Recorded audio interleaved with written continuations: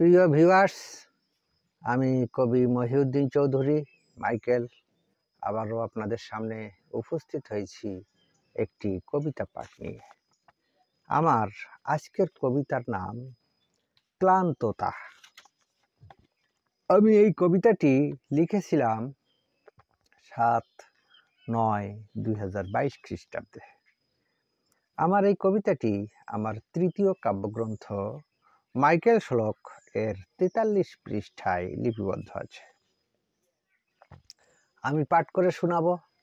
তার আগে এখনো যারা আমার এই ইউটিউব চ্যানেলটি সাবস্ক্রাইব করেন নাই, তাহারা দ্রুত সাবস্ক্রাইব করে লাইক, কমেন্ট, শেয়ার দিয়ে পাশে থাকবেন, এই কামনা রেখে আমি পাঠ শুরু করছি। জীবনের আনন্দগুলো এক সময় ধরার সময় রেখায় হারিয়ে যায়। ব্যস্ততা, বাস্তবতা, অভাব, শূন্যতা, বেদনা, রোগ, শোক এর ক্লান্ততা। এক সময়ে মানুষ হাঁপিয়ে ওঠে। সব কিছুর মাঝে জীবন চলে ছুটে।